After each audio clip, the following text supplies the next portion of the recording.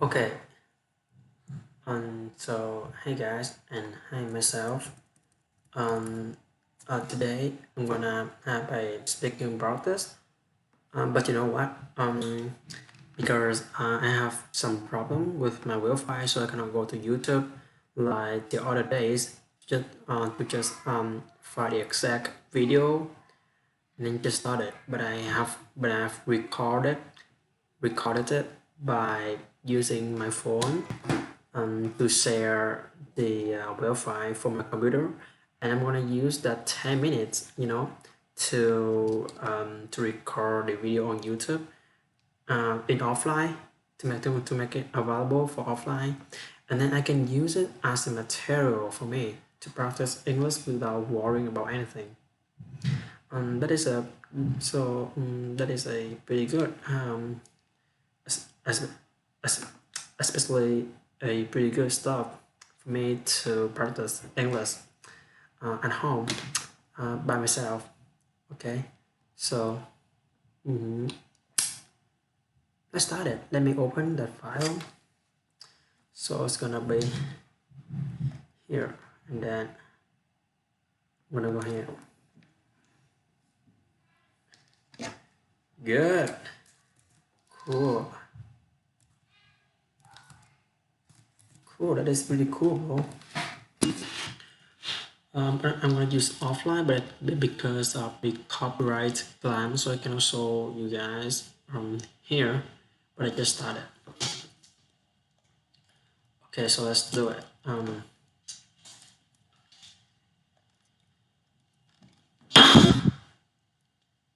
You know the saying, you just at your best. I would say that you got to be the best. Is being top 20% of your class is good enough for you? No. If you want something, you gotta neck, and then you start producing good results, and then you build your confidence along the way. I just got to the chase. There are 10 studies to make the actual best medical students. And help me get into medical medicine and use their own day-to-day basics, have them focus on actual study techniques, and the other half focus on the study mentality, which is such as important. Let's start with the first one.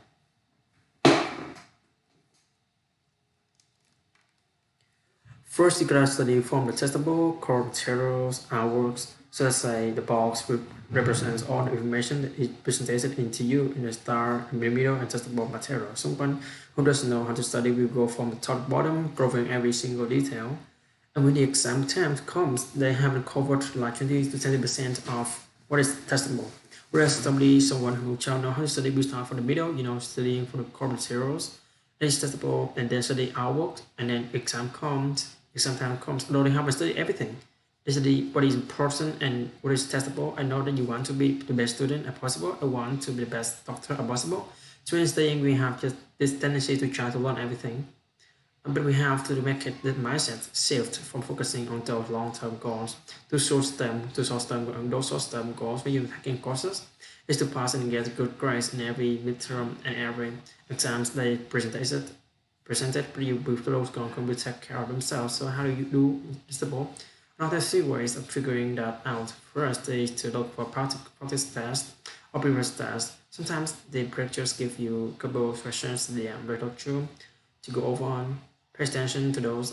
They also looked at our undergrad to figure out if there are any practice that's lying around, and asked seniors if they took the course and if they had any practice material. I asked my friend who was also taking the course, you're gonna use your resources to figure out if there are any additional student materials that you can use. So you have to think like a seminar. Now, learners, when you're going over material, you always imagine your mind, how can I set it in multiple choice format? How can I test it in a short format? And just learn that way. Number two of the list is to write a good, concise note and then plan your timing for midterms or exams and constantly evaluate your using so that you're not falling behind. So, for example, let's say you're taking 5 courses. Before midterm, can you have go over 10 lectures per course? And then each lecture has 50%, 50 slides, so up to 20 to 2500 slides you have to go before midterm. So you have to write a good, concise note and summarize and everything. It makes it manageable for you to go over materials before you write a midterm so that you are not overloaded. Try to write notes as concise as possible containing keywords and important information. You know that if you don't remember something from your notes, you have the PowerPoint slides that you can always fall back on. The signal list is to use active recall when learning. I made a video on this previously that you can watch, but let me explain on that video further here. Let me start off by giving you examples of students who don't know how to study. So they presented with information like mitochondria is powerhouse of a cell, that they do this without thinking. They just write. Nothing coming into their brains. So what they do when they're going over going through my notes, like real information, they write only the keywords. Then I post to looking at my notes and look at a keyword. For example, what is my culture and nature to think? My culture is part of powerhouse of a cell. Why the powerhouse of a cell? And then I try to supplement information from the lecture. It is power of a cell because it produces ATP. So I'm using all my senses and writing that, which is tactical motion. I'm saying things, which is verbal. I'm looking at my notes. Previously, I'm using my visual cues, and I'm saying I'm listening to I'm cues or using my auditory or senses. And most often, when you're actively recalling, you cannot remember all the information. It is okay because studies have shown that you just by attempting to recall, you are doing creating connection between information and your memory. Number four, I cannot emphasize the enough reviewing. It's just as important as learning new information.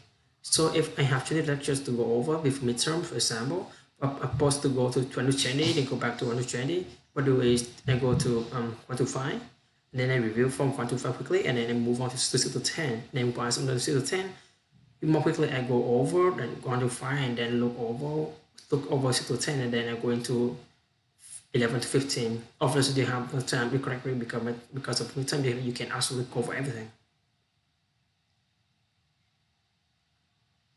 Number five, small mentality think. You have to study harder for your midterms and your final exams. You're gonna obviously study hard for your final exam, but you have to study harder for your midterms because that's just tone for inter course. As you got about mark on midterm, the entire course is just a catch-up game. You're reading the whole time, but probably you want to think worry about whether you're going to good enough final marks so you can make up for making a bad mark for your midterms. Number six is having a strong mindset throughout our school year. I'm gonna come across a little harsh there, but you could know the saying, you're gonna try your best. I would say, people, you gotta be the best. Is your best really the top 1% of your class? Is your best the top 5% of your class? If the program you can get into the 10% acceptance, but it being top 20% of your class good enough for you? No. If you want something, you gotta get after it. If you start producing good results and then you build confidence along the way. Number seven is putting the work in and outworking everyone, which is kind of alternative put in this video because they study technique video. But compared to someone who knows all techniques is but doesn't work hard. Someone who doesn't know any of these techniques and he just putting the hours in studying and getting the information into the brain is always going to be the person with better study techniques. I wasn't the brightest person in my class, so that I just literally outworked everyone.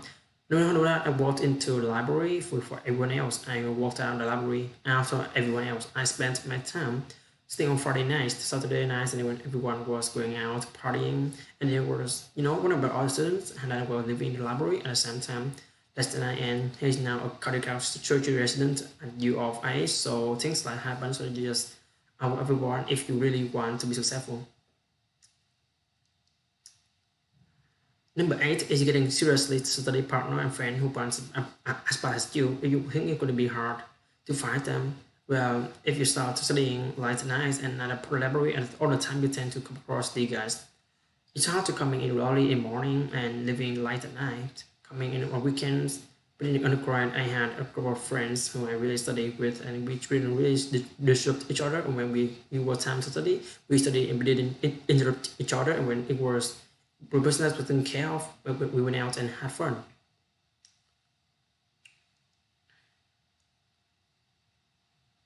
And number eight, nine, staying consistent and staying on top of everything. It's like medicine where there's like million things going on. If I start to lose track of things, I get super excited. So I have to be on top every email. I have to be on top every, assessment and all the work I have to do. In undergrad, you're going dealing with 5 courses plus your extracurriculars and everything going on. You have to stay on top of things so you don't fall behind and get shit. Let me give you an example of consistency and why it's so important. You have student A and student B. You know student A is working Friday night, Saturday, Sunday, 2 hours each. Student B has to work on Friday but takes Saturdays and doesn't off. And that student had falling behind student A by 3 4 hours. So no matter how hard you try to know how to next on a Monday, studying 14 hours as opposed to 2 hours, on Tuesday studying 16 hours, that's guy always playing catch up to student A. When you're in a curve, when you're in a university and gonna grad, you're just gonna to be gonna be able to compete against student A. Number 10 is if it's a control anxiety and you worry, when you're going to school, there are two types of worriers. One is someone who doesn't study and is worried about not studying. That is the solution to that is simple. You just gotta study. Number two, with the type of warriors is someone who worries despite having done honest studies. And when you're in that position, then you need to write out what you are worried about. So I'm not on an iPad or whatever. You are working because you're not seeing what you're worried about. So you find a line halfway in the middle, write out what you can control and what you cannot control. And something like that you can control is waking up early, working in the library and studying for X amount of hours, staying focused when you're studying. What you cannot control is the absolute grades that I'm going to get for this course. So if you're worried, oh, am I going to be, I'm going to be a B plus going to a minus A, you cannot control that. Just focus on what you can control. You just have to give off you cannot control. Okay, so this video I downloaded it from, actually I just recorded because if I download it, I cannot get the caption from the video. So I download it from here so that I'm gonna have me a better idea of practicing English in offline. It's a really good stuff to do. Okay, so that is the end of my video today. Yeah.